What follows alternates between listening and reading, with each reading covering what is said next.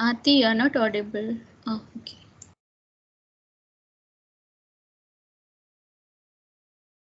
Mic is muted. Yes, KG. Am I audible now? Yeah, now earlier it was muted. I think some glitch. Go ahead. Now we are hearing. Yeah. So you have heard all the unconventional computing, right? Or not? Yeah, we hear till that what is called the last, except last one we hear. Okay. Then so neuromorphic photonics is that combines the neuromorphic computing principles with photonics for efficiency and parallel computing. So with all this unconventional computing, so we are going to deep dive into quantum computing. So one of the most promising areas in the field of unconventional computing. So before going into the quantum machine learning, I like to give you an idea beforehand how the quantum and machine learning will coexist. So we can tell quantum machine learning is an amalgamation of quantum computing and classical machine learning. So that bringing together the power of both the domains. So this combination can exist in two ways.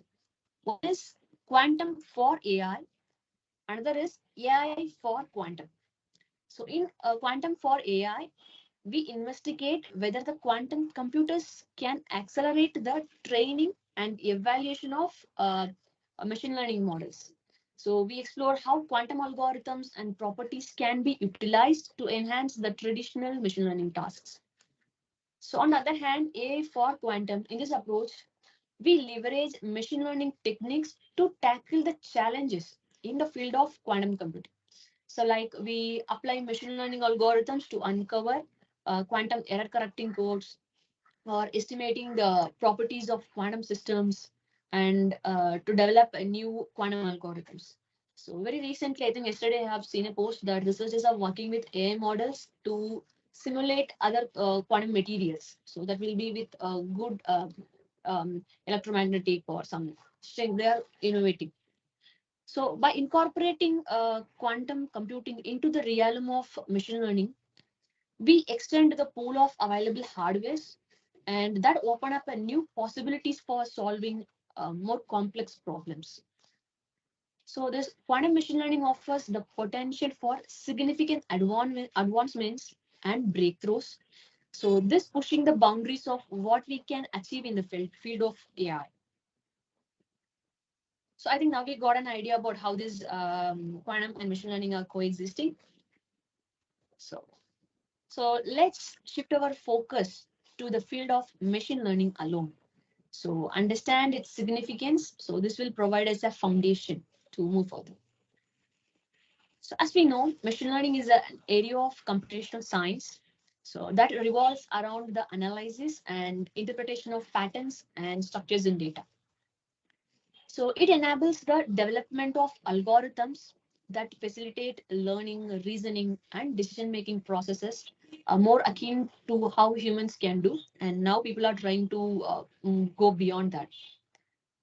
So here I have an example of like how a simple supervised ML model will work on. So this is our black box, we can say, so a mathematical model, this ML model. So what we do is we will feed it the labeled data. Labeled data is nothing but we will be having what the exactly labels like the rectangle, circle, hexagon. So these are the labels and this is the data. So we feed this to the ML model. So what the ML model will do, like a kid, how a kid is looking on the four sides of his rectangle and six sides of the hexagon. So like that, it will analyze the pattern in the data and map it with the label and learn it. So whenever it is going to testing, we will have a test data. This data is without labels. So this will be fed to the ML model and like how a kid is writing an examination. So it will look at the data and it will predict.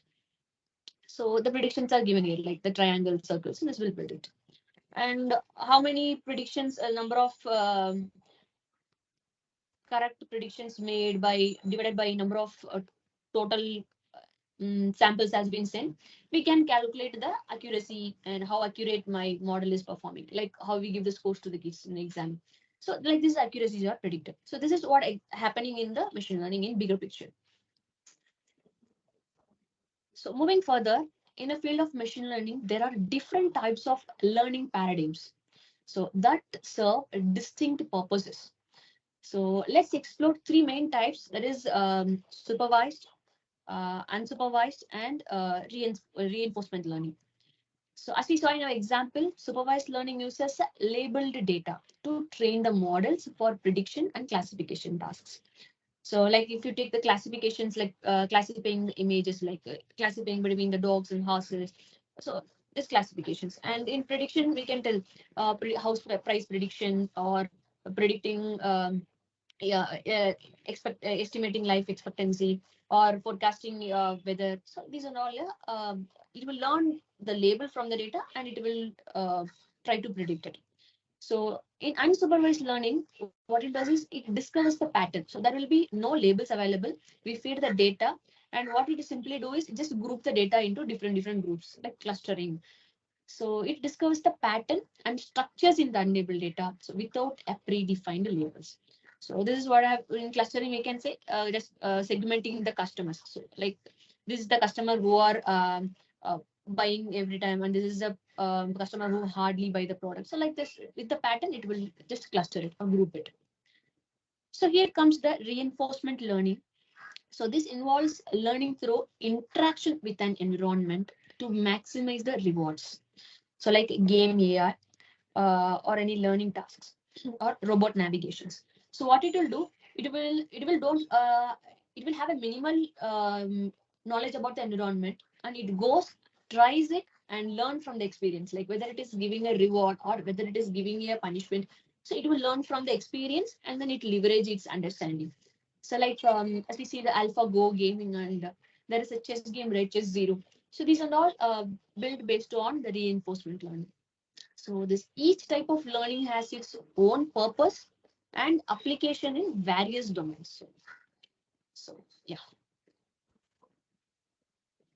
So to illustrate the impact of machine learning, so let's look on some notable achievements that has been done by ML.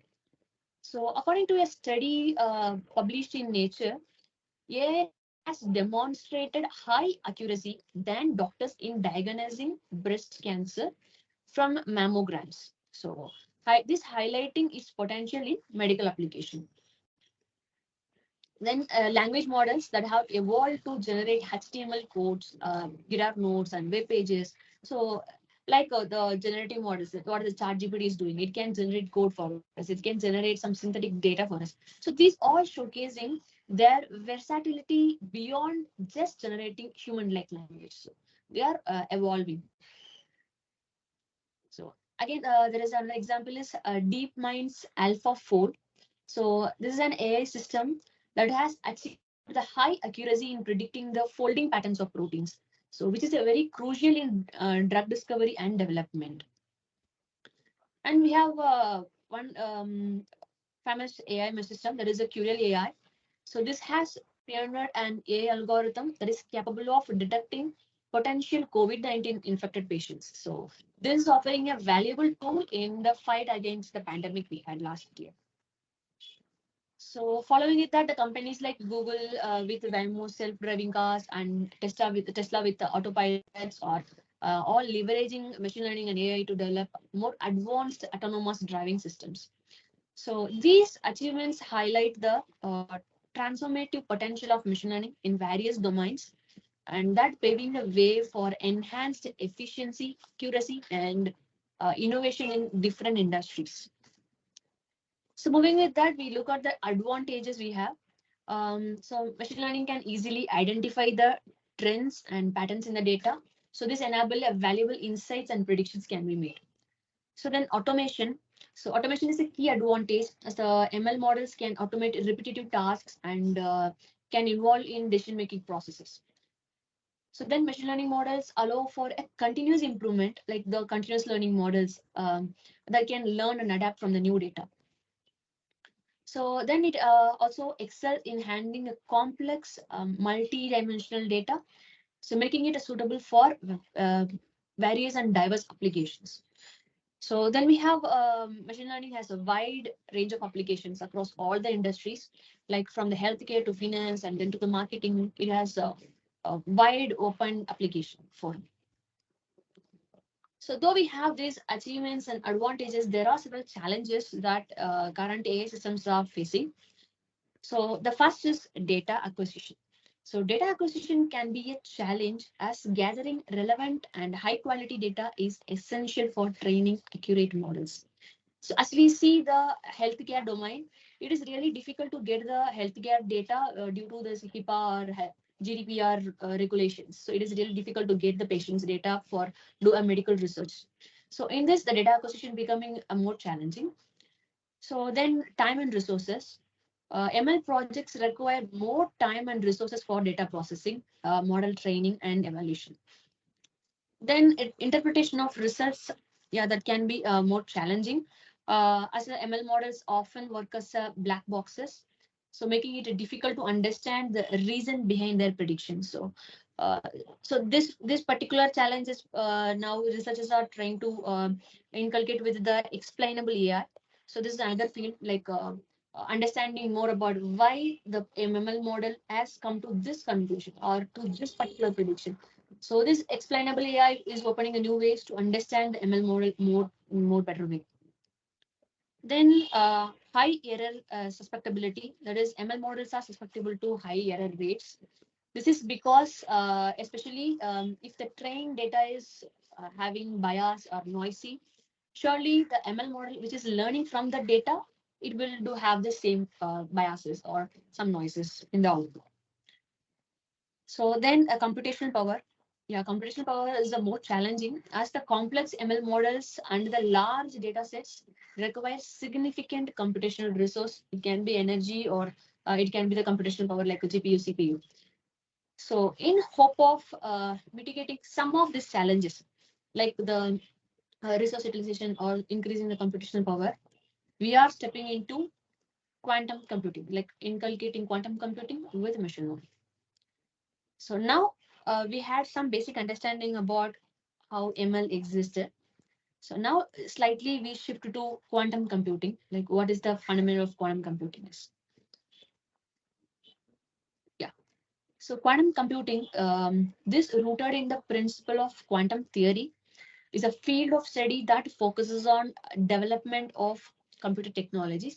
So quantum theory, which describes the behavior of energy and matter at the atomic and subatomic level. So this forms the foundation for quantum computing. So yeah, one of the key feature of quantum computers is the utilization of qubits, so which can exist in superposition states, simultaneously in zeros and one state. So this property allows for parallel processing on a massive scale. So this superposition, I will be telling an example. Like if we have a two bits in classical, we know either it should be like a 0 and 1 or 0 0 or 1 0 or 1 1. So this is like a statical 100% probability. We can say it's going to rely on either one of the state. But in superposition, what the qubit will be like is it will exist like this.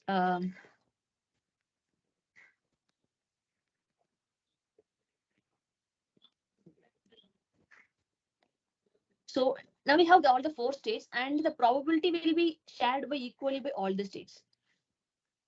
So we can't come to the conclusion which state it exists 100%, like a bits.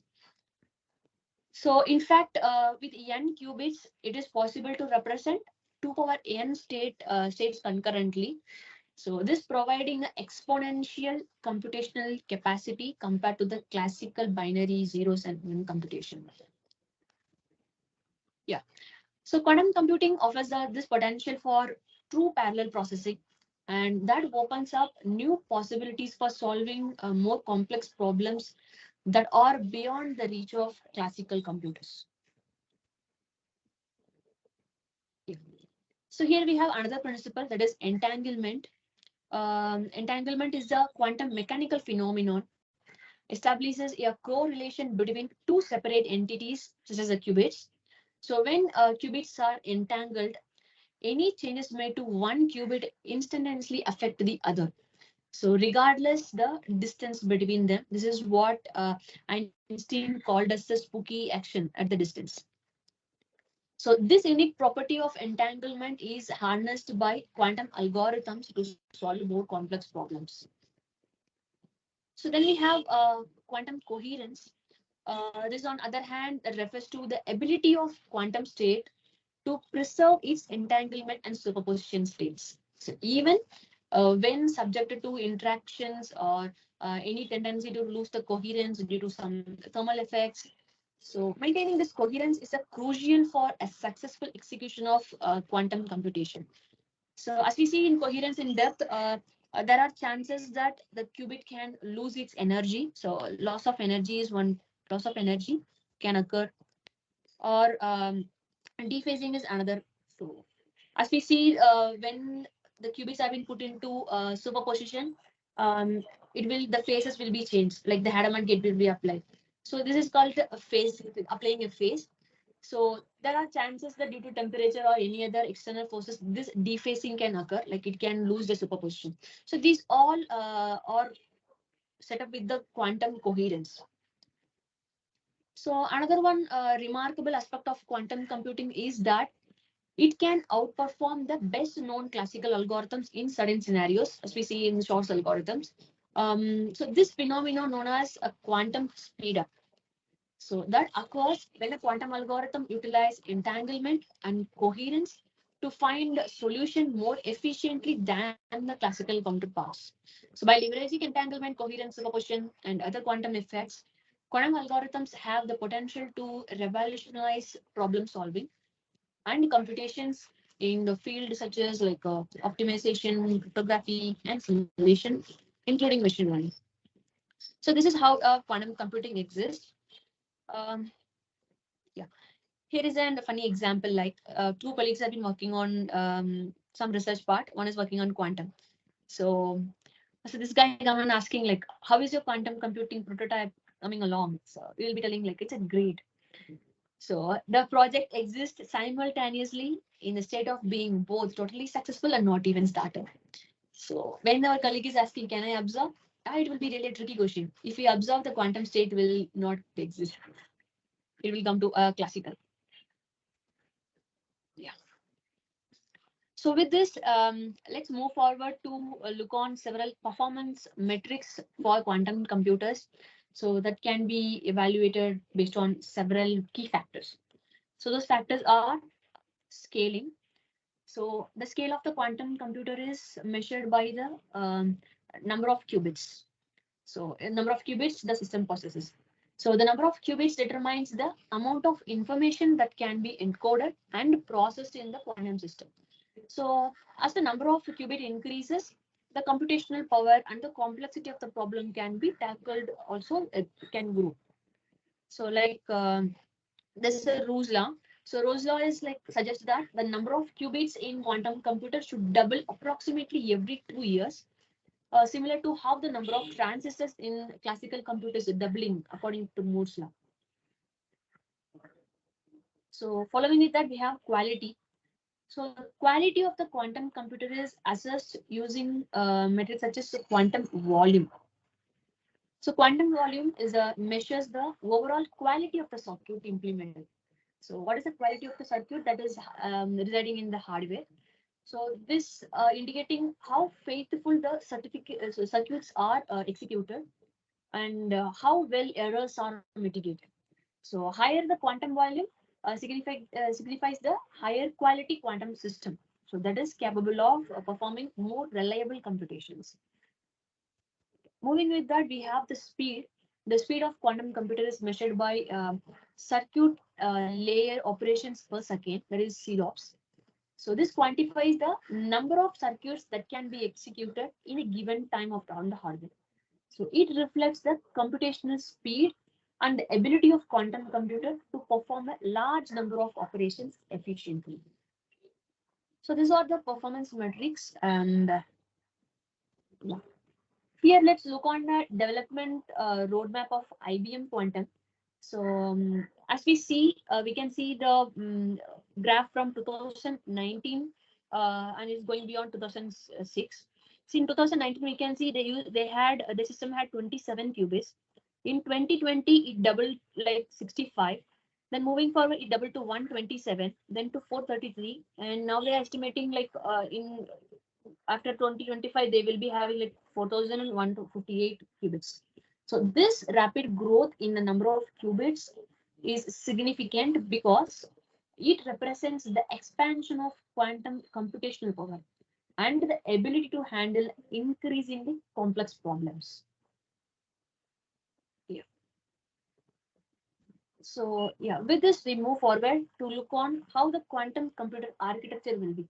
If you go and see any of the sites, they will be showing you a bigger refrigerators in meaning that it is a quantum chip. So what is beyond like what the architecture will be? So in this part, we will be looking at how the architecture will be looking like. So like our classical computers, this is the basic and simple architecture of the quantum computers. And this down, we have a quantum chip, whatever the big refrigerator we have seen in several sites. So that will reside in this particular part. So after above this, we have all the integrating layers like quantum to classical, how the measurement will be happen. And we have some micro architectures, and then we have a Q instruction set. And above that, we have some like the ALU, there is a Q arithmetic. And then we have a programming paradigm. And then we have a Q algorithms. And top of this, we have several applications that gonna run. So at the basic of this layer, we saw the quantum chip. So especially I have to say many companies like they are working on different chip technologies. Like if we take IBM Q, they are working on superconducting qubits. Like superconducting qubits is assimilating the qubits in the circuits, like it is on the silicon wafer. But if you see Microsoft is working on the real quantum system. Why I'm saying real is they are working on the topological qubits like Myron fermions. They are taking a real quasi particles and then working on that. So like this, the chip technology will differ, but still they are trying to make this architecture common for all the quantum systems. So on the base, we have a kernel layer. So the kernel layer forms the foundation for the quantum computing computer architecture. So this includes components such as dynamic circuits, runtime primitives, and then error suppression techniques. So dynamic circuits that enable the creation of circuits on the fly. So that like allowing you the flexibility to do the circuit designing. So if we take a runtime primitives that provide essential functionalities for executing the quantum algorithm. And error suppression techniques are these are employed to mitigate the errors and enhance the reliability of the quantum computation. So with all on this intermediate, there are several like conversion from the quantum readout to the classical, and then several instruction set like to Poisson. So every things will go along. So we focus on the algorithm part. So the algorithm layer focuses on the implementation and execution of quantum algorithms. So it encompasses quantum serverless and orchestration and circuit netting. So quantum serverless that allows the user to leverage the cloud-based resources to run the complex quantum algorithms. So without the need for extensive local infrastructure, like how we are accessing any of the like IBM Qiskit, how we are accessing the real quantum system through cloud, or if you are subscribed to AWS bracket, how we are accessing the system in the cloud. So this is what happening in the serverless. So in orchestration, this facilitate the coordination and management of different components and process involved in executing quantum algorithm. So like if you take the Shor's algorithm, that is in taking the phase estimation algorithm, right? So like sensible or logical layering of algorithms. So this is what orchestration is. So then the circuit netting. So circuit netting is this involves the integration of different quantum circuits and components to form a complete quantum algorithm. So if there is a complete quantum algorithm, we need to orchestrate all the modules as well as we have to arrange the circuits in a logical way. So this is happening in the circuit netting. So on the above, we have the application layer. So this consists of software application specific modules that are tailored for various domains, like including natural science, optimization, machine learning, and finance. So these modules are designed to address specific problem and leverage the power of quantum computing to provide novel solution and insights. So they provide users with a pre-built tools and functions to apply the quantum algorithms to real-world problems in respective field. So there are several like pre-built functions available with AWS, IBM Qiskit, as well as with, Azure Quantum. So you what do you do is you have to define your problem statement and go and select which pre-built quantum machine learning algorithm will suit this, and you have to make arranging of these things. So by integrating these layers, the architecture of quantum computer enable the development and execution of quantum algorithms. So this is what happened. So here, as we see in the overall architecture, um, yeah, machine learning sits on the top and leveraging the entire power of the quantum computer. Yeah, as of now, we have covered how the quantum machine learning coexists and what is the machine learning as a foundation and the basics of quantum computers.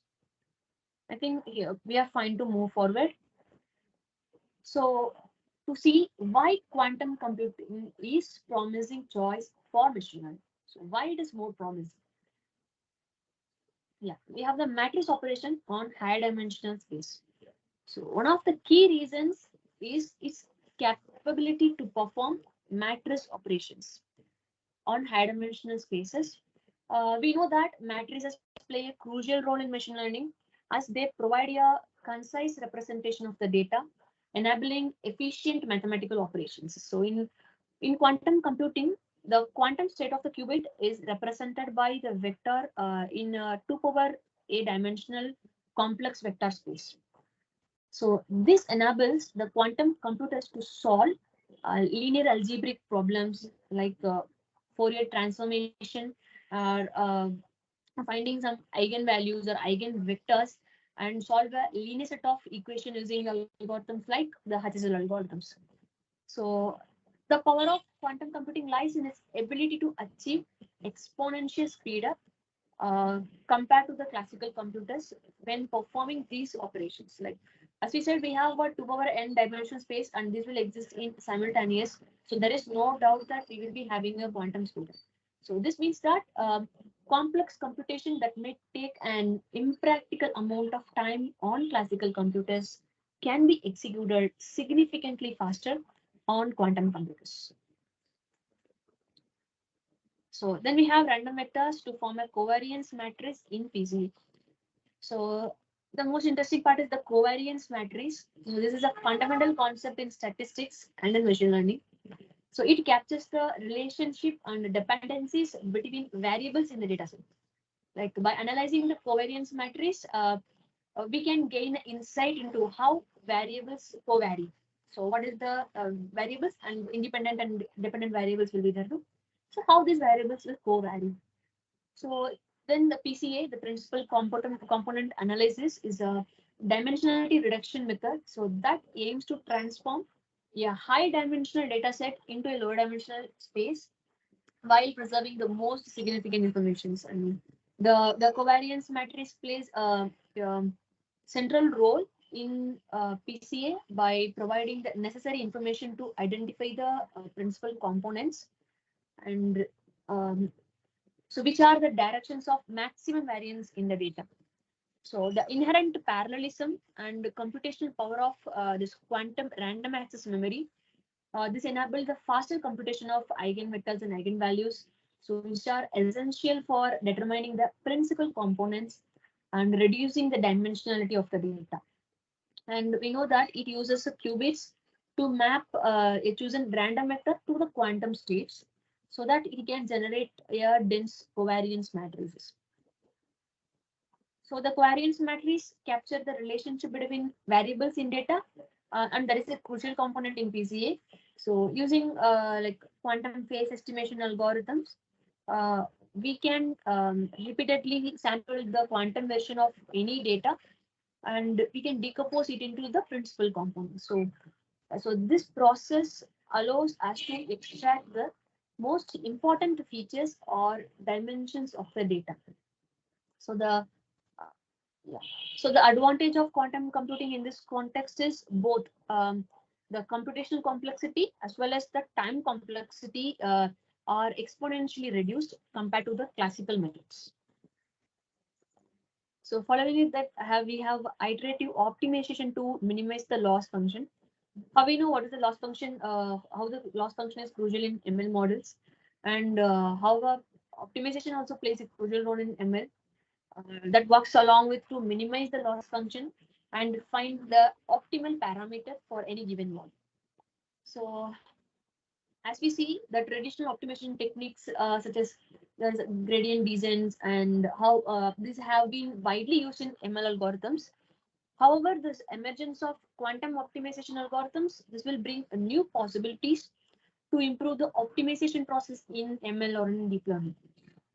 So by leveraging the quantum superposition and entanglement, uh, this helps to explore multiple choices simultaneously and potentially find more efficient paths towards minimizing the loss function. So when we have coexist like the simultaneously available solutions, we can more potentially find the efficient path that will be giving the minimizing the loss function. So by harnessing this unique property of quantum system, this quantum optimization holds the great potential to accelerate the optimization process and that enable the faster convergence to optimal solution in machine learning tasks. So the integration of quantum computing with deep learning, this will introduce a new framework for neural networks. So that offers potential advantages in training time reduction. So by utilizing a qubit as a neurons. So as we in neural networks, neurons are the computational units in the neural networks. So we are replacing these neurons with the qubits. So with that, we can leverage the inherent parallelism and computational power of quantum systems to accelerate the training process. How this happens is the physical control parameters of the quantum devices the electromagnetic field strength or the laser pulse frequencies. So this can be systematically adjusted to optimize the network's performance in solving a given problem. Like in neural networks, how we see the nodes, the computational nodes that are interlinked. So what this new framework will be doing is, this all will be replaced by the qubits. This all will be replaced by qubits by adjusting the physical parameters, like adjusting your electromagnetic field strength or laser pulse, we are making this neurons to learn certain pattern. So this framework allows us to unique capability.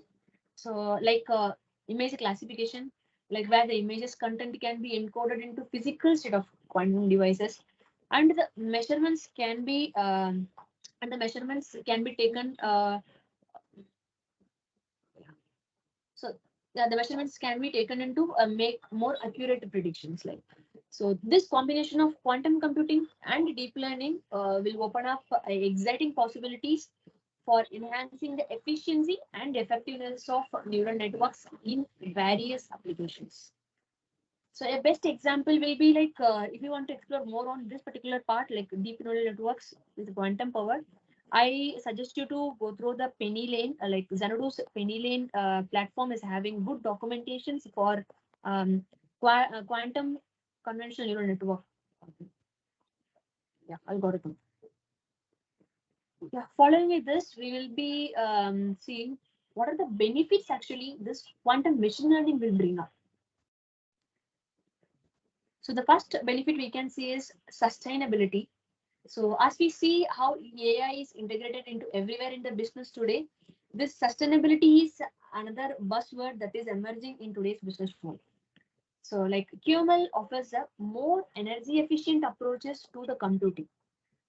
So for example, running a calculation on a quantum computer like Google's Sycamore, this will reduce the energy consumption like 5,57,000 times less energy. So this will reduce this much time compared to the performing the same calculation on a classical supercomputer. So this contributes to a more sustainable and environmental friendly computation solution. So here we can have a hypothetical question like the current quantum system is consuming more energy or require good refrigeration systems. That will be not a sustainable solution. But what we are aiming is we aim to have a good quantum system that will be with having a good coherence time, and that's what researchers are also doing forward, like making an easily executable quantum system that will reduce the energy consumption and that will go along with a more sustainable future. So another benefit is the powerful. So as we see, quantum computers have potential to be incredibly powerful. So they can perform computations much faster than even the most sophisticated classical supercomputers. So we have today. So this speed advantage allow for a quicker data processing and analysis. And this enable faster problem solving and decision making. So once the more powerful system has been given, as Sam Altman from OpenAI commented, they need more computation to scale the AI models. So with this powerful computation exists, we can scale up the AI models and make it more powerful. So again, it's a reduced complexity. So QML can simplify the complex computational problems like by leveraging the principles of quantum computing. It becomes possible to handle intricate tasks with greater ease and efficiency. So then we have other benefits like optimization. So optimization algorithms improve the efficiency in solving optimization problems and pattern recognition. So QML enable better identification of patterns in data because of its superposition and coexistence and expanded data analysis. Like quantum computer efficiently process and analyze large and complex data sets and a potential breakthrough. Yeah. So QML will definitely opens up possibilities for significant advancements in various fields. So up to this, these are the benefits of QML, and this is not limited. The list can be increased too. So following with that, we can see what are the QML algorithms that exist today or that can be put on Arthi, more resources. Yeah. Arthi, before proceeding to QML algorithm, there are 4 or 5 questions in the chat window. Okay. Can we have a Q&A session for the next 5 minutes, then move on to QML algorithm? Yeah, yeah, sure, Do you sure, think sure. it's okay? Will you open it? Yeah, please. Yeah. The first question is from, yeah, you're seeing, if you scroll down a little bit, there is a question. How do we track the decoherence and errors as we have more qubits? By deval. Where Below that. exactly? Still around 634.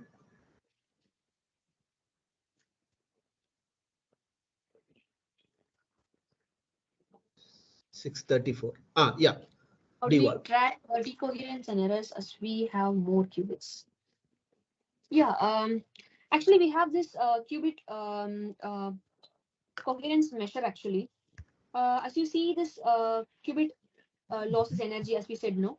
So there is a formula. Like if you deep dive into this quantum hardware part, there are several formulas that will be calculating what is the decoherence time for the system. So that will be like what is the energy relaxation time. So like how much it will take time to fade the energy fade away from the system, and then there is a time for dephasing also. So like how people will say is it is a decoherence time. We can take t as a decoherence time, and yeah, I can explain this one. Is my screen visible? Yes, Arthi. Yeah. Yes, we are seeing the red color notes. Yeah, go ahead. Yes, yes, yes. So there is a formula like how the decoherence. Actually, the people will say this is the decoherence measure. So this decoherence measure is one how people are tracking the coherencity of the qubit system. So they will call T1. T1 is the energy loss. How much time uh, the qubit is withstanding its energy. So that is called time it withstand the energy. So that is T1. Another is the dephasing time. So this is called TQ. That is, as we said, no, the qubits will be put onto the superposition. That is, we are changing the phase, like we are applying some phase to the qubit. So this is called this is called TQ. Time the qubit withstand the phase. So what is the decoherence is? We can call this as a T2. So we have to add this T1 and TQ. So T1 and TQ. So like this, we have to do the calculation measurement. So when the research has been going on in the quantum hardware part, so people will be measuring this two timing, and then they will come to the measure of the decoherence time T2. So if the quantum is having more decoherence time, like if you take one qubit, so that qubit is withstanding me 0.7 millisecond, 7 millisecond, and this is dephasing time is 0.3 millisecond. So I'm adding this two, that will be like 1 second we can tell. So if it is 1 second, so this is definitely there will be a threshold for this decoherence. Surely if this is greater than the decoherence, that means greater the decoherence time uh, indicates the greater the good qubit. So this is how the coherence is measured in the quantum system.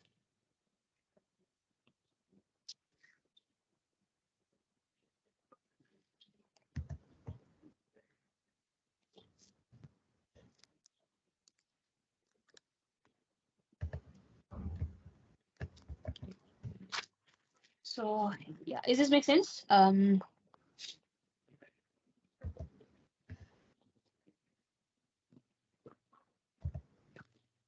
So another person asked Prasanna, I think, how quantum computing eco-friendly compared to classical computing? Yeah, as I said, this sustainability, right? Um, there are several models that will be the classical ML models. So the training time itself, it is taking in months.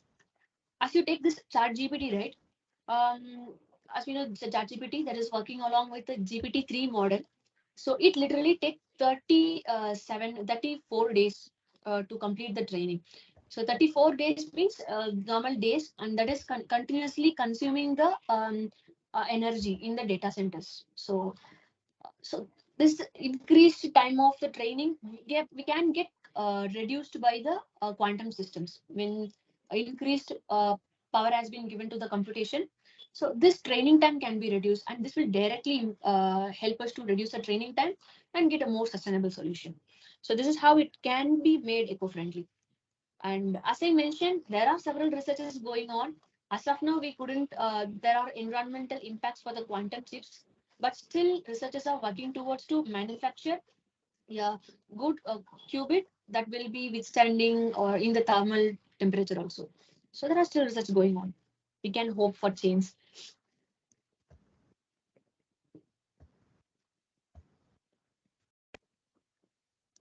So Sudarshini said, asked that you said that when we measure a quantum state, it collapses. So how do you find the output of your function and apply to the problem statement, how we are doing it in the industry today? So like when do we measurement on the quantum system? Yeah, surely it will reduce to the classical outputs. So because if we need to understand, then we need a classical answer. So that's why what we are doing is we do multiple shots as well as this amplitude measures, right? So we will be like iterating the measurement multiple times, and then we will be taking up which is the best number of output we got. So this is how it is happening now.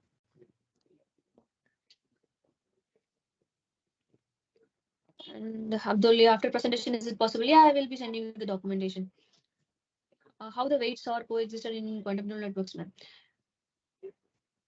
Yeah, coexisted. So the weights, right? How we apply the weights. So like converting this qubit into the neurons. So we will be setting up several measures, like as I said, the electromagnetic fields you are applying, right? So that will act as a parameters. Like as of now, the neural network is having parameters as the weights and several other hyperparameters. So the aim is to replace those with the physical parameters. So this is how it will be.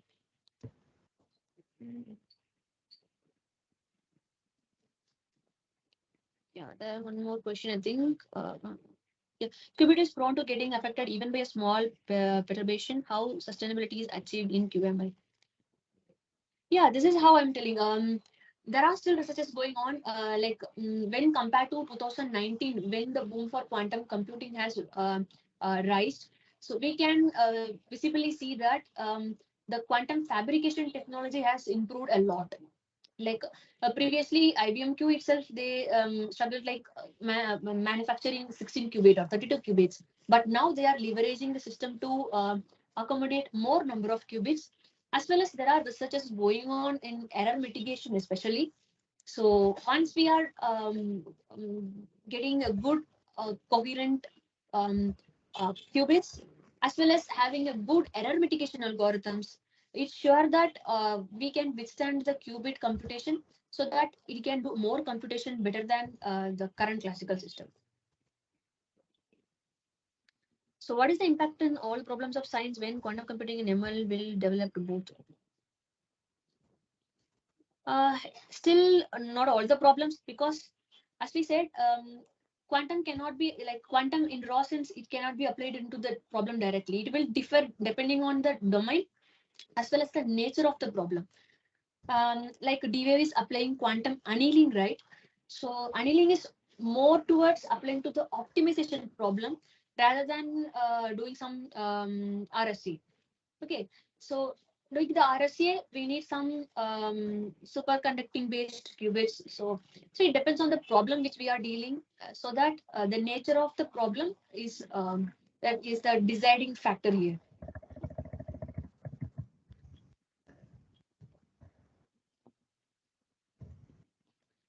So Deval asked, are there any QML implementations in the market? Any open source projects outside for the curious folks to explore? Yeah, there are several forums are there to learn QML. Like I will be sharing the front. Yes, in next slides I will be sharing about who are the people working on QML, so that once you go through their documentations and their tutorials, you can come to know about where is the vast algorithm that exists currently and which needs a study or the application. So Dashini asked me like what kind of projects are doing in Accenture quantum computing, and what do you have a quantum computer? So actually, this is not a scope of this one because I'm not doing this Accenture. Accenture is doing great in the quantum field. Actually, this is like Accenture DEC that is located in Netherlands and US. So they are working in more cutting edge, like making a partnership with other quantum technology providers currently. So there are several partnerships going on with them. So Accenture don't have a quantum hardware, but they are making a good partnership. Yeah, Arthi, we understood. It's okay. You Yeah. can. Sudarshini, it's good question, but due to certain things, information Yeah. cannot be shared in the So public forum like she this. can ping me personally. Like I can explain her what's going on. Yeah. Okay. So why are these And different? also, I request all members to come on video such that we will take a snapshot, then share in our social media, such that to share the success of this session. Thanks for understanding. Yeah, go ahead. Yeah, Arthi. I think with this I can go back to my slides. So this is the last question: Yeah. why these different types of QZ suitable for different all types of algorithms? So different types of QZ for different type of algorithm. Because of the nature of the problem, some need like if you take optimization, so that can exist with a limited number of like in optimization we need to make more combinations of things, right? Like if you take the traveling salesman problem, so we need to process more number of combinations. Yeah. Yeah. Arthi, So while that's you are preparing the deck, I will take up this question. You prepare your screen for the deck. That actually the different technology like superconducting, ion, then optical, then annealer, these kind of multiple quantum approaches can be used for specific problem. For example, annealer are used for global minima problems in operation research optimization. In superconducting, gate-based systems are good for building amplitude amplification or phase reduction or quantum Fourier, those kind of problems.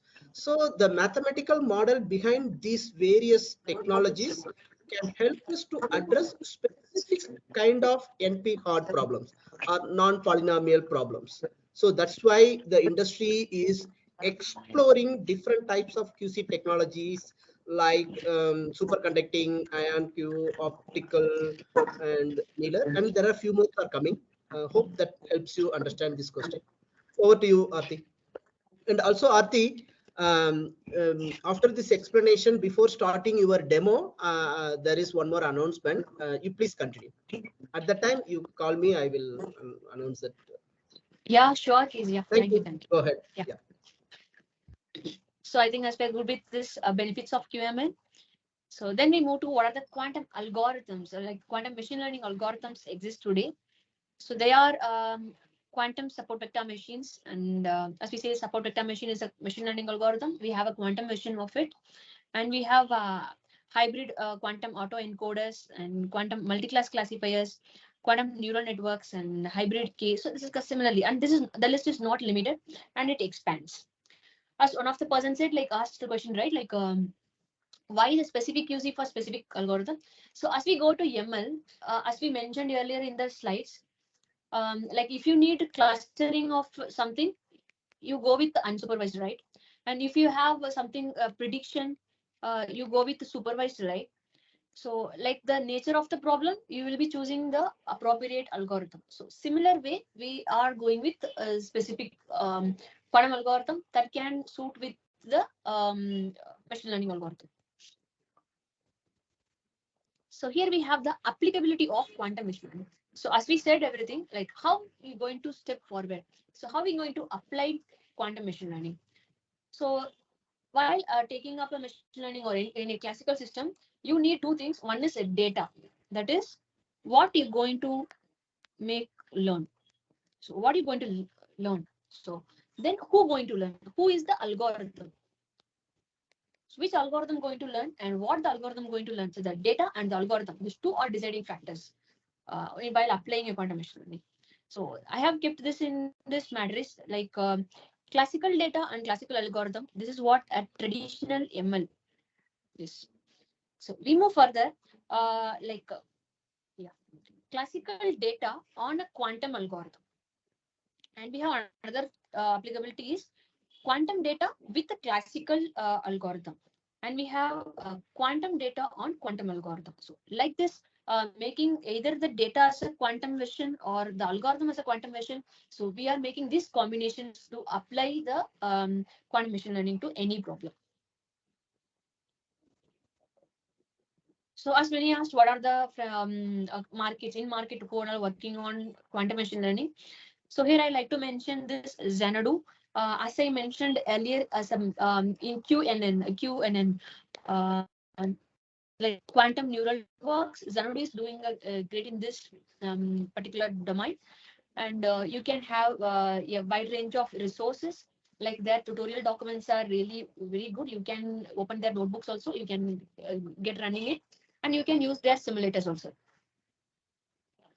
So another is Rigetti. Rigetti is working on hybrid kind of quantum, like hybrid instance. Their algorithms are like partially run in quantum and partially in the classical. For like certain tasks, it will do in quantum. So they also advancing more towards this simulation of quantum mechanics as well as in quantum machine learning, especially in material science and chemistry problems they are doing. So to access Rigetti, they are not giving a free access, but you can go through their documentations. And if you have AWS bracket access, you can do run on this Rigetti thing. Yeah, and this Zapata. So Zapata is another good industry that is developing quantum ready solutions. And this morning they have released one paper like quantum generative AI. So as the generative AI is shaking the market now, these people are working on the quantum generative AI. So it is worth noting that you can go and refer their recent research papers. So another D-Wave is already doing so good in with quantum annealers. Though quantum analysts are not solving wide range of problems, but they are solving an optimization problem in more advanced way. And we saw that optimization is much more efficient in machine learning. So they are stepping forward to explore quantum machine learning. So additional to that, they are working with CPUs and quantum processing units, so that they can develop some hybrid machines, so that will advance the machine learning, so like the existence of quantum machine learning.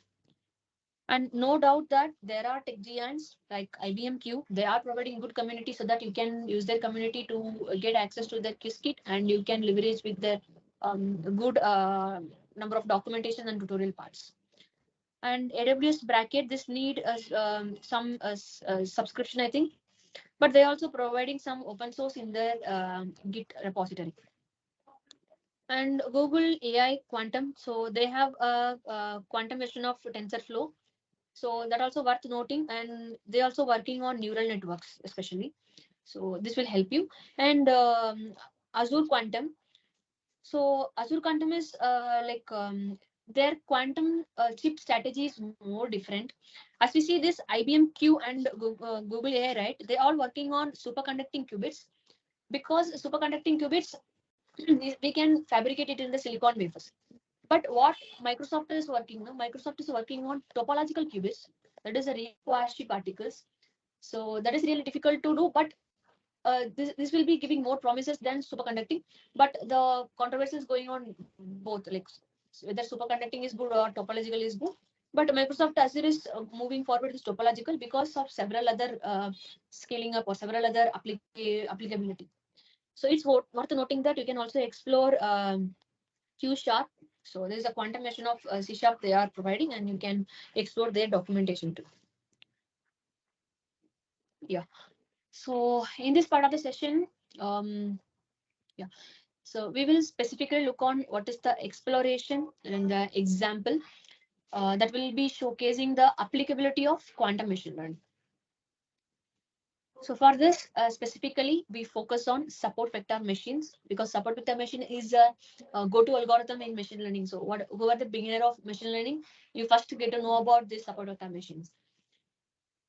So the main goal of classical support vector machine algorithm is to find a hyperplane in n-dimensional space that can effectively separate data points into distinct classes with maximum margin.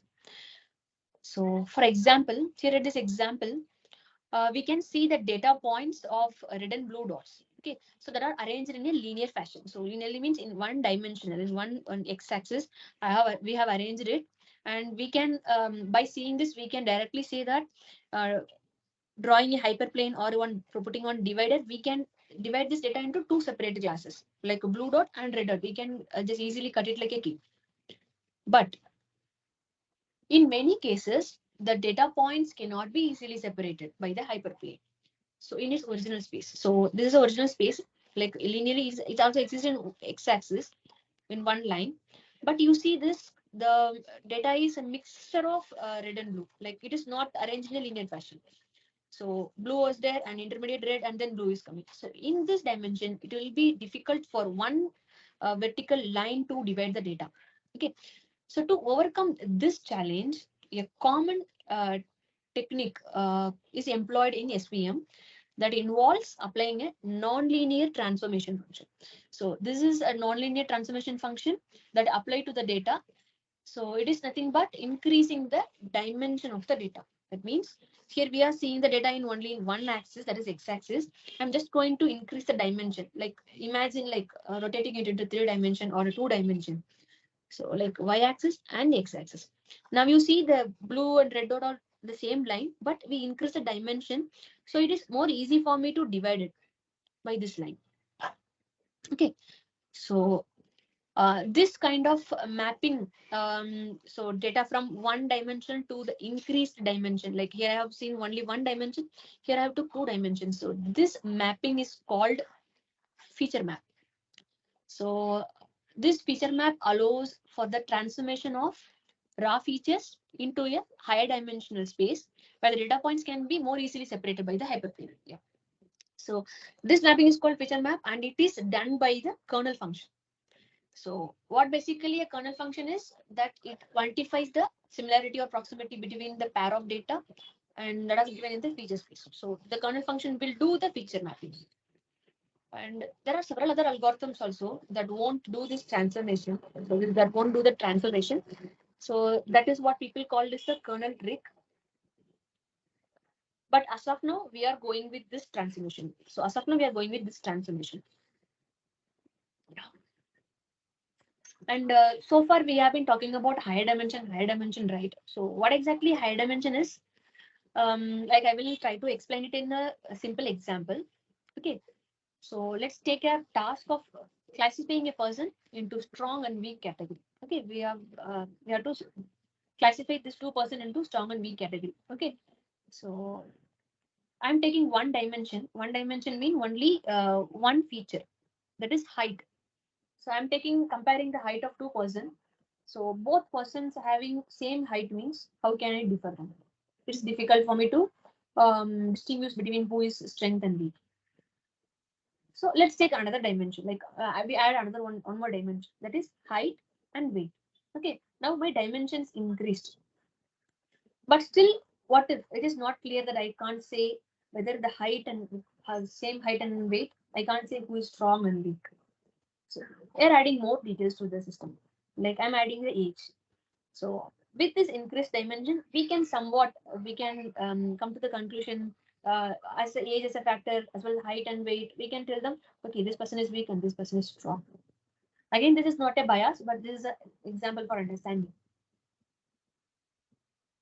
So this is what a high dimensional is. So increasing the dimension of the data. So to make it better for the ML model to understand it better and give you the increased accuracy in the classification.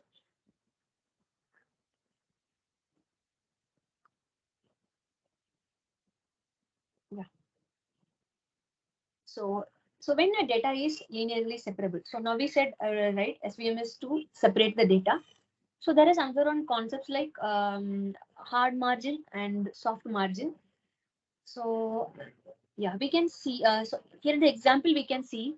So let's see how it's a hard margin and soft margin. So on this particular part, let's take. So you can see the hyperplane is in between, and we have the two datas like blue dots and the red dots. So there is a boundary exists between the hyperplane and the two dots. So in this, you can see the equal distance between the boundaries. Okay. And the data points are aligned inside the boundary only, not it is not coming outside. So this hyperplane is it is hard to fix, like it's definitely dividing this, and there is a less chances for going wrong classification. So this is more good. So that is a hard margin.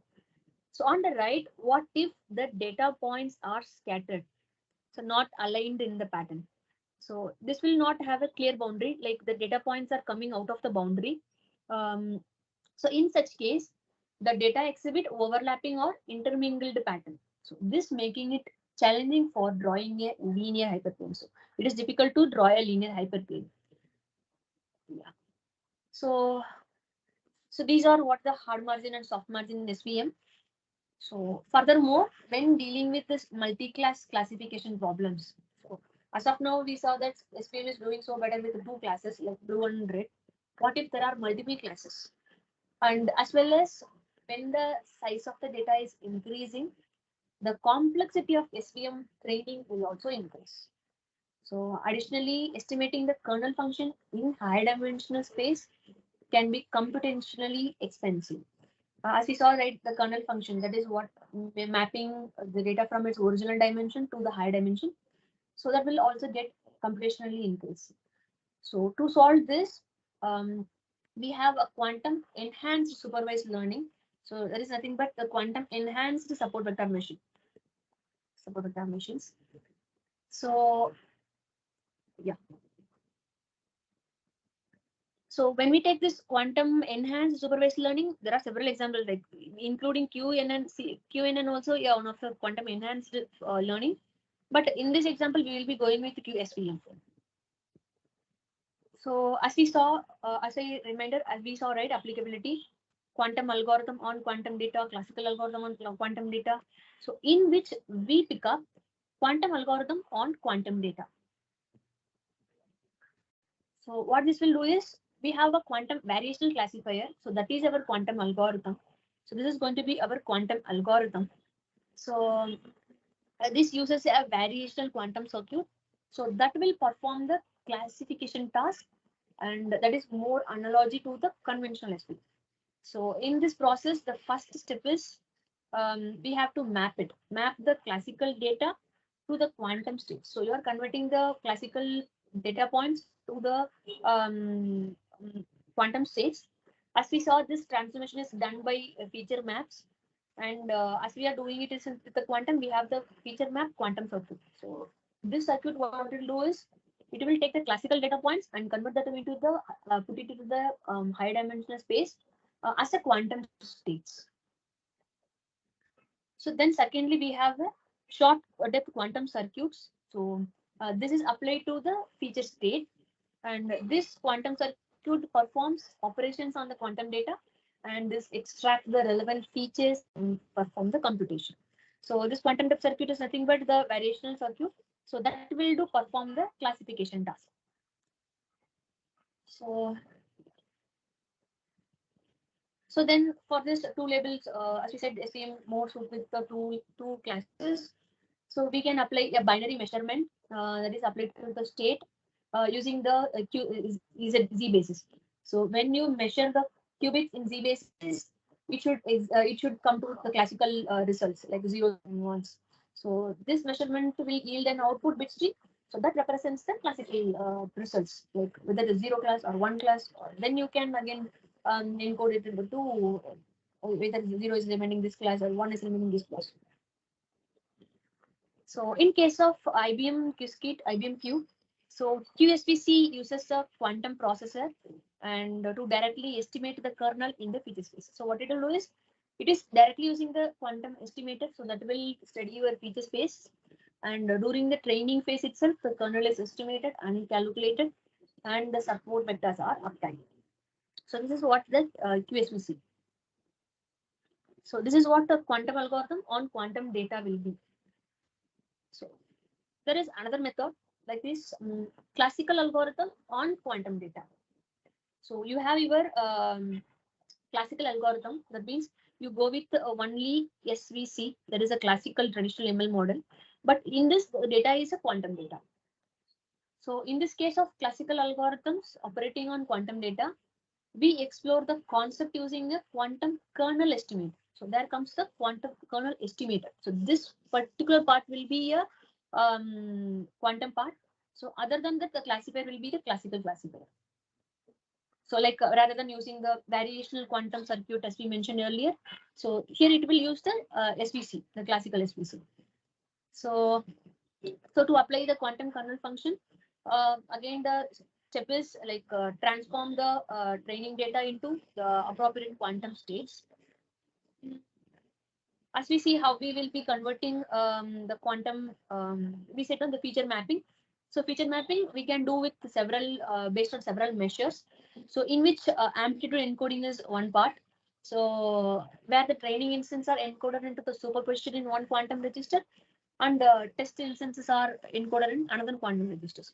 So these quantum registers are entangled to capture the correlation between the training and test data. So by leveraging the properties of like entanglement and the classical algorithms, we can benefit the quantum data representation and processing using the classical SVC.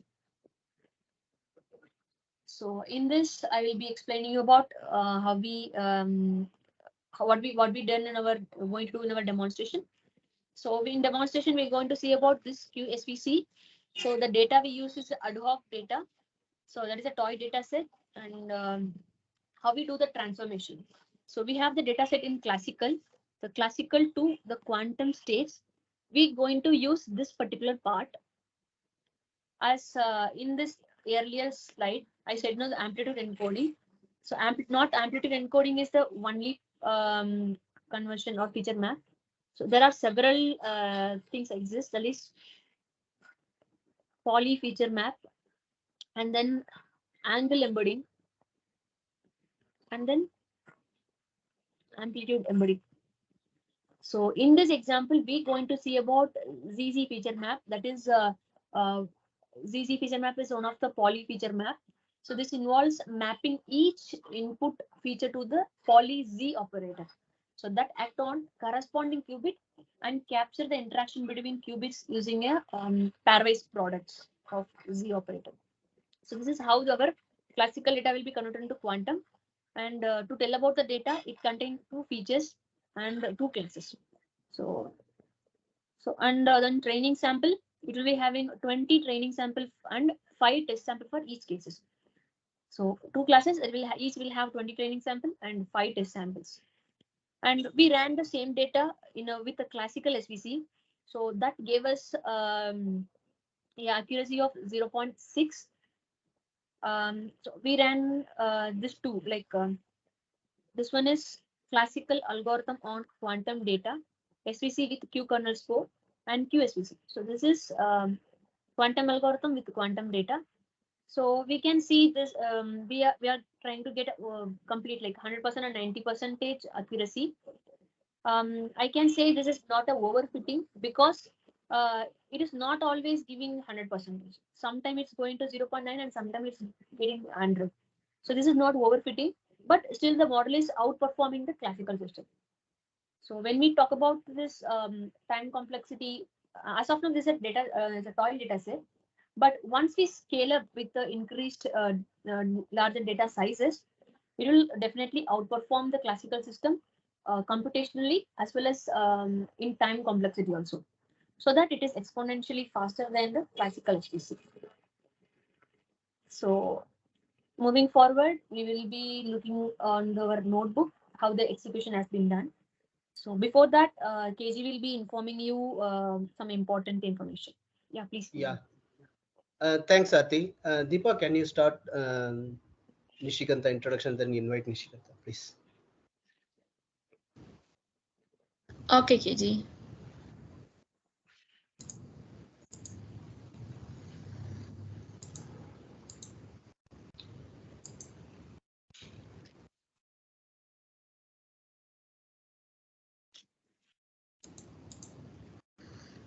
Okay. Next few minutes will be the section will be handled to Mr. Nishikanta Mohanty. He is a data scientist for fraud and financial crimes, doing his PhD in QML at University of Technology, Sydney. Welcome, sir. Thank you, Deepa. Thank you, Aditi and Karthik. I have been working in Sydney. I've been an IT professional like most of you guys. I've spent a long time I've been working in IT. But last couple of years, I have picked up an interest in quantum computing, and I started my PhD in quantum machine learning. I have experience in classical machine learning algorithms, and I work particularly in fraud and financial crime section using predict frauds using machine learning algorithms and detect frauds upfront. And most of the classical machine learning techniques that Aditi gave an example that we use to detect frauds. Quantum machine learning is a new area and of interest in many places. But one important aspect I want to touch upon here that Deepa said, like you saw on the slide, CC, QC, and the QQ. That is classical, quantum, and quantum classical, and quantum.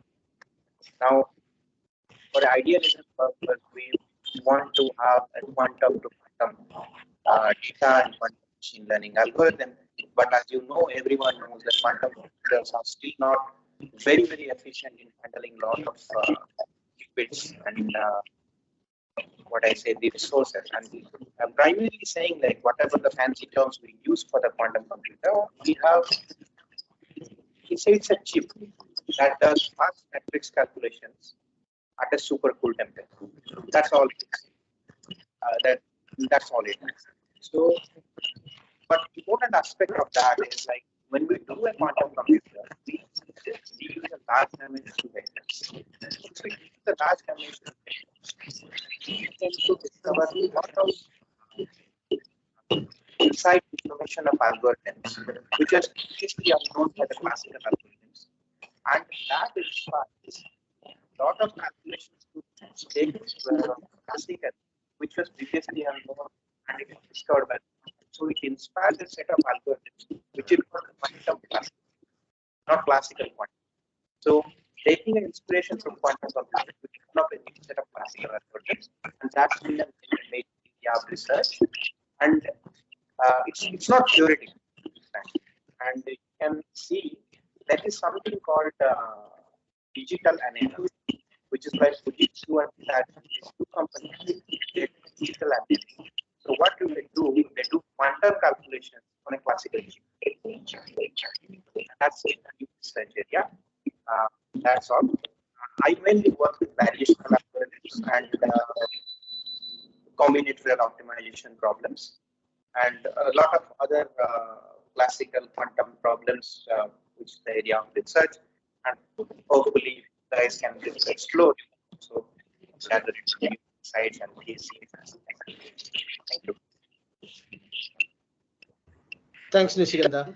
I request everyone to switch on your videos, and I will take a screenshot and then send. Yeah, Arthi, you can be ready now. Please, everyone, please switch on your video. Whoever joined there, please, few seconds. Yeah, go ahead, please. Yeah. Quick. Let us have that team. Please.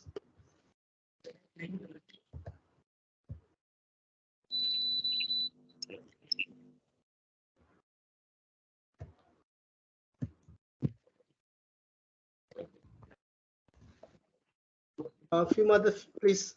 We will keep open it for another few seconds. Whoever possible. Pradeep, Kumarani, Andras, Dual, Ashika, Sean. Oh, please, quick. We will close it very quickly, then move on to the presentation. That is the exciting part of the session.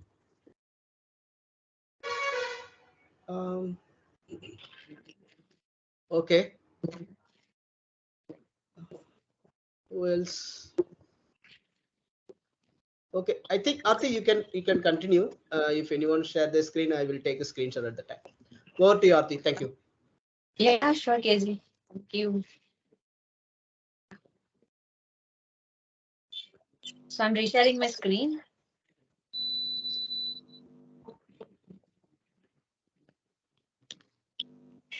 Okay. Let's look on the demonstration part.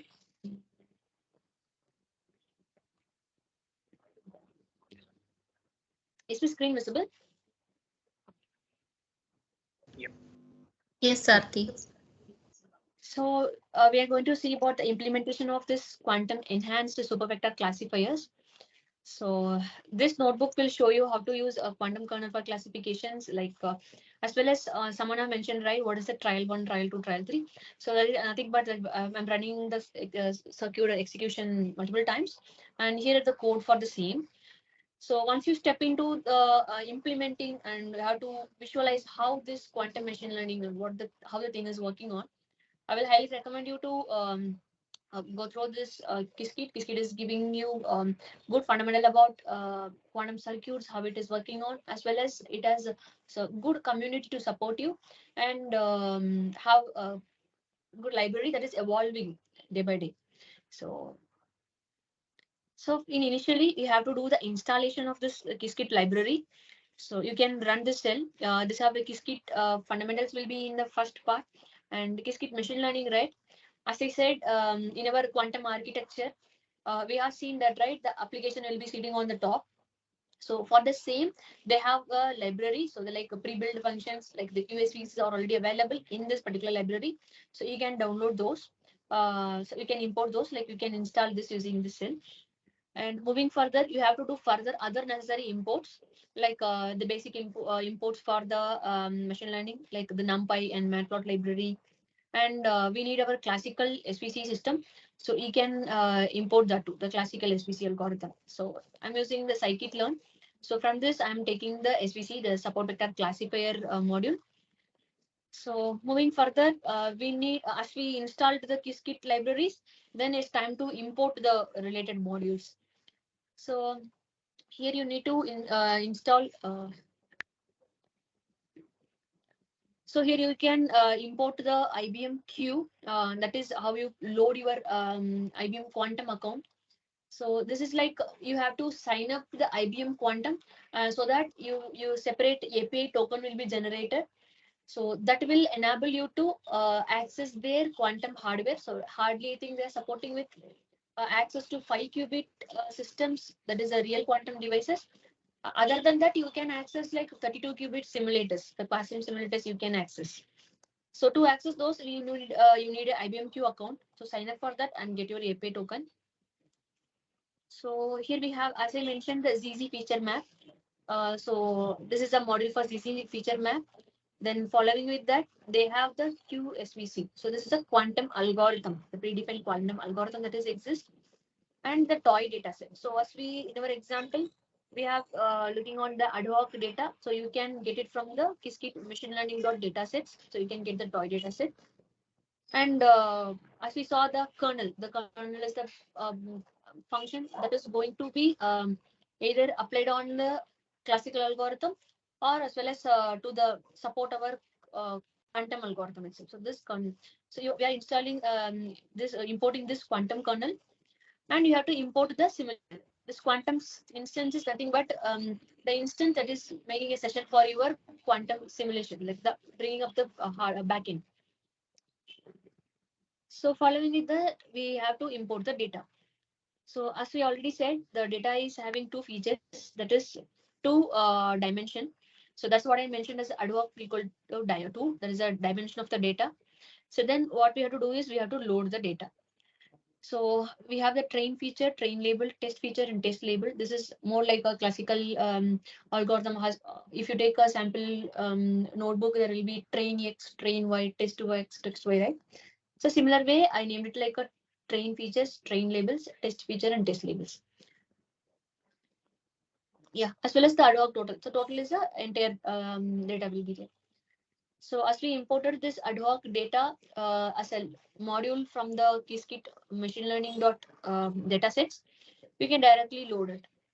So here you can mention what can be the size of the training and test samples and what is the dimension we are expecting. So you can try with the 3 dimension also, but increasing the dimension, you need more qubits in your simulators.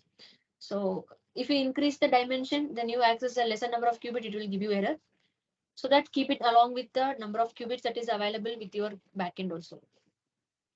So once you run this one, it will load the data so that you will be having your train feature, train test features. So the following lines are just to plot what is the data you have loaded. So this is just like to plot. So here you can visualize the data. So yeah. So in this visualization, you can see what is the, so there are two classes we took. There's a class A and class B. So that the training and test data for the same is represented in the visualization. So then comes the loading your IBM account part. So in this notebook, I have loaded my account API token. So you will each account will have your unique API token so that you can replace this particular part with your own API token so that you can load your own IBM Q account. Yeah. So in this, Arthi, hope you will change your API after the session. Yeah, because sure, the sure. screen is Before recorded. sharing. Yeah, please. Yeah. It happened to So me. That's why. okay, yeah, sure, sure. I will. So yeah. So now setting up the simulator part. So I'm using IBM Q Quasar simulator. So this is a general purpose simulator for simulating your quantum circuits. So the qubits in this simulator is 32 qubits are there, and either it is a noise model or not. Yeah, it is a noise model. Because when you are executing in the real quantum system, there will be definitely noise. So this quantum simulator is also inculcating noises to just like to make it represent more like a real system. So in this part, you are setting up your accesses, like setting up your quantum backend. So what you're doing is you are taking up the provider. So I am taking IBM Q as a provider. So in that provider, there are several backends will be available. So in that backend, you are choosing IBM Quasum Simulator. So here you are creating your backend session. So that is a quantum instance. So to this quantum instance, you are giving this as a backend. Take this sim is the backend. You take sim and shots. Shots is the number of times it has to execute. So those and all I'm setting up. Now my quantum instance is ready. So as we move to applying the quantum machine learning, as we said in the presentation, the first part is to convert your classical data into a quantum data, quantum states. So here you have, so this ad hoc feature map. So the feature map is the one that is going to convert your classical data points into the quantum data points. So here I'm choosing a ZG feature map and I'm applying what is the dimension of the feature and how many repetitions the circuit has to be done and what is the entanglement strategy. So there are different entanglement strategy exist. So in that I'm used linear. So other than our circular fully. So that is like entangling with the qubits in the circuit. So here I have took the linear entanglement. So moving forward with this, I'm setting up the kernel. So this, as we said, kernel is the one that is going to do the feature mapping.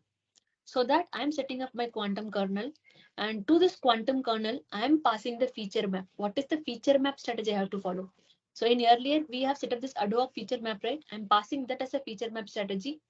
And this quantum kernel, where this quantum kernel needs to run. So it needs to run in our quantum instance we created earlier. So I'm passing that as a quantum instance. So now everything has been set up. Now it's time to execute it.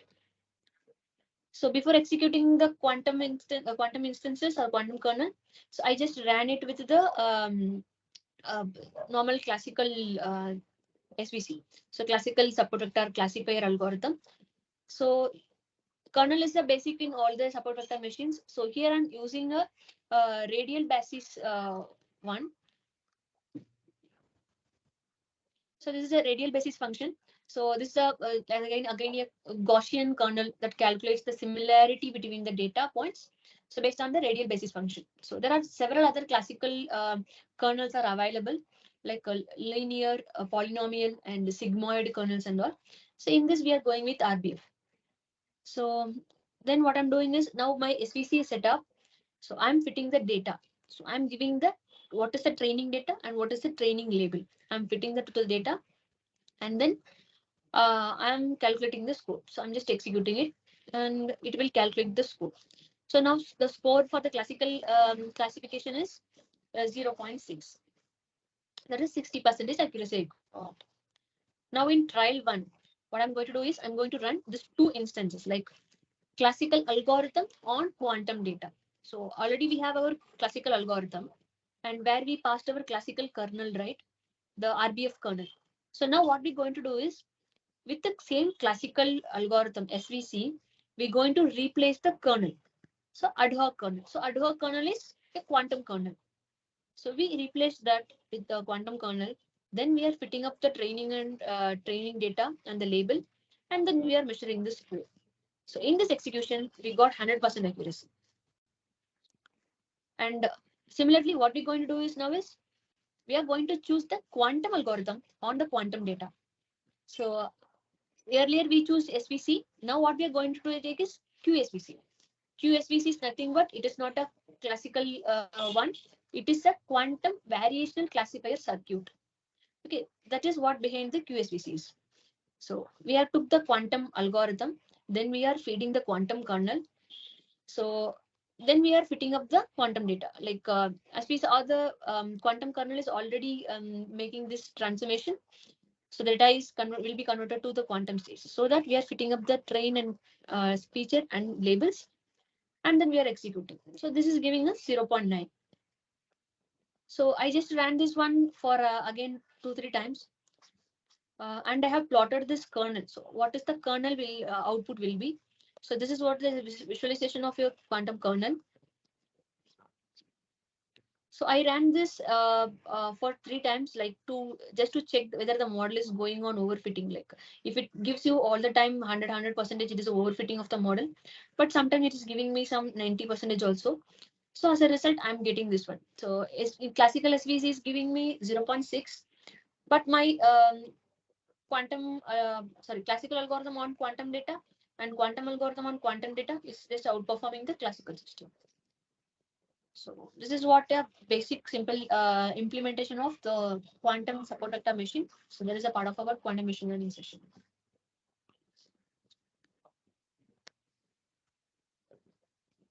Yeah.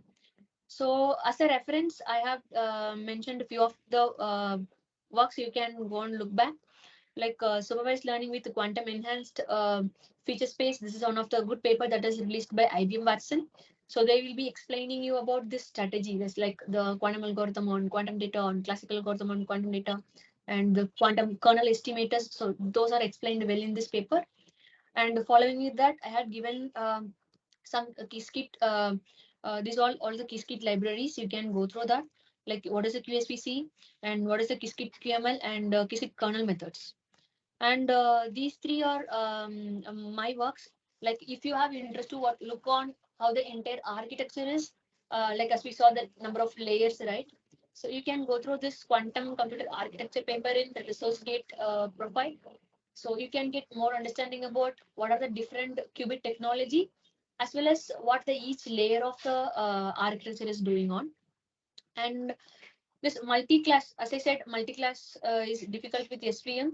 I have tried out some multi-class classification with the quantum SVM. So with the phase reduction data. So you can go through this block and there you can find some code snippets so that you can rewire it and re-execute it. And then this quantum kernel based classification is nothing but like as we discussed in our presentation, the classical algorithm with on quantum data. So how the kernel based classification is happening. So these are the references I'm referring you so that you can go through and you can get the insights. And if you have any doubts in this blogs or paper, yeah, I'm open to the discussion. You can ping me too. So yeah, we move forward to the discussion part.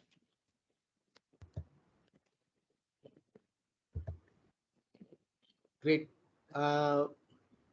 Yeah, there are a few more questions. Arthi, do you want me to read the question or you want to? Yeah, I'm just going to this. So, yeah, Vivek asked a question. Yeah, go ahead. Yeah.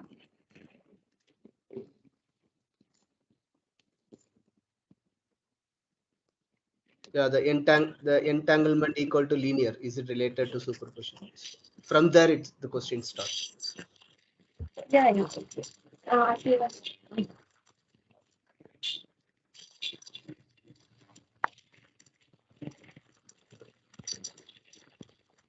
yeah. This entanglement equals linear is related to superposition principle. Actually, this is related to entanglement principle. Like as we said, the qubit will be like an array.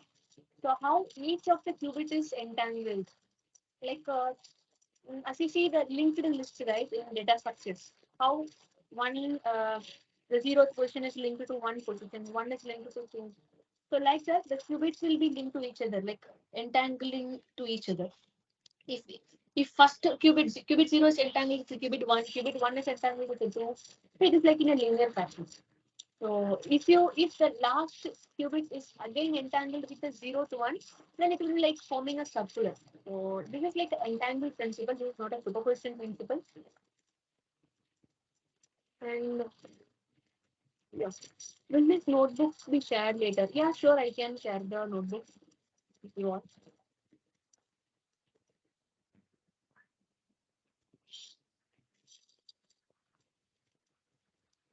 And,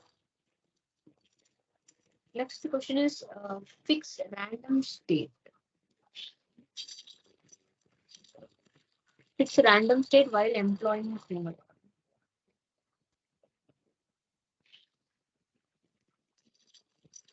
What is the question is, can we fix the random space while employing GML? What are the best practices to check the overfitting in QML context? So, as of now, we are in the infancy of QML. We have to check this practice. Like, sorry. I think, Can I take this question? yeah, Nishikanta, you can continue this. Yes, we can fix the random state by using QML. So there is something called random seed. Okay, that random seed you can fix it from the quantum instance. In the quantum instance object, you can specify a random seed, which will allow you to control the randomness. And mostly it is used in variational classifiers. It can be done. Yes, it can. But Yeah. it's more discrete because if you are using a quantum instance, you can put it, or if you are constructing a support vector machine by your own, you can still do it using a variational. Arthi, can you try muting for few while Nishiganda is speaking? Because yeah, Nishiganda, go ahead. Okay. So the thing is, like, you want to fix the random seed. So yes, it can be done. So Qiskit has an option called random seed. So Qiskit.algorithms.random seed, that is the option. So this can be specified inside a quantum instance object. So since you are using a quantum instance here, you can still specify a random seed inside that. Or if you are constructing a support vector machine on your own, which is basically part of one part and one part other, like when one encoding part, one decoding part in between, the problem is there. So there also you can fix some random seed, but you have to rotate it using a variational algorithm called QAOA or that can be done. Yes. Arthi, you can take over now. Yeah, thank you, Nishikanta. Yeah, as we said, like there are like ways to pass the seed number. Like there is a one like quantum random number generator. Actually, we played with this one.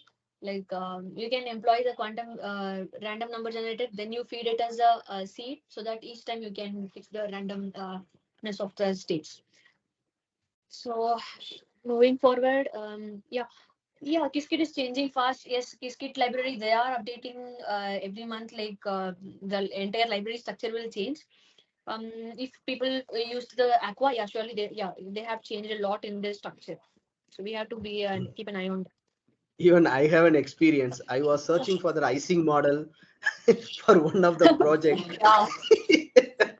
It was moved anywhere, I don't know.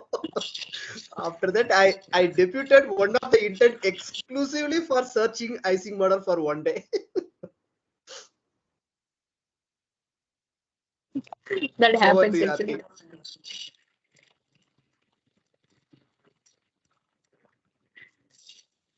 Yeah, I think any more questions? Great. I think no more questions. I encourage all the participants to join the WhatsApp group and then be active in the social media, LinkedIn, wherever we are presenting. And who are interested to get into the project, please connect with us. We will help you to connect with the respective or network with the researchers like Nishiganta, Arthi, and then I know many Kennel. There are many people in our network who are doing the QML use cases, both industry as well as um, academic purpose, research purpose. So we are all joined by one passion towards learning quantum computing. We can have multiple different domains, but QML is the good start for most of the software engineers who are trying to pursue quantum computing career. Arthi, amazing session, Arthi. It's really a wonderful session, informative, and then example, whatever you have selected, that is good. And then Q&A session, amazing. I really understand a lot of questions. Yes, Harry, Shari or Harry? I think I remember it is Harry. Yes, Harry, you can text in the WhatsApp group, and I will private message you with the right network. And as a announcement, next session will be on 3rd June. The detail will be shared over WhatsApp. That is again another interesting session by one of the pioneer in this quantum computing domain. Please wait for the announcement. Thanks again. And then, yeah, over to you, Deepa. Yes. It's a Thanksgiving section. Plus, there is a feedback form from us. I request all of you to please fill it for our. Or it is a very much valuable thing for us. That means the feedback for our improvement and what we can do for the next section. Then I'm here to thank Arthi for taking a valuable time and giving this beautiful section and an understandable section, and which was valuable for all the participants here. Then all other participants, without you nothing won't be successful. Thanks for all of you for finding time to join us and making this a wonderful section. Thanking again once again everybody, and awaiting you for all of you for the next section. Thanks to everybody, and thanks very much to KG who is encouraging all of us. Thanks a lot. And Deepa, I invite Pradeep to. Yeah, Pradeep, is it possible? Hey, thank you. I think it was a very good session. And what I would like to say, quantum machine learning is will harness the power of quantum computing and as well as the algorithms of machine learning. It was a mesmerizing session for me because understanding both worlds of classical and quantum in the world of machine learning, which is the hot topic of today. So overall, it was a session that we had today, ensure that we are moving closer towards a more faster computational power and harnessing the algorithm powers of machine learning, right? So uh, it was a great session, Arthi, and we have learned a lot from you today. So my last comment here is do check out our website, join our community, keep learning something new each day, and check out for our next session on June 3rd. That's amazing. Thank you, Brazil. We look forward actually. Yep. Thank you. Thank you. Thank you, lovely Audrey, and have a good night.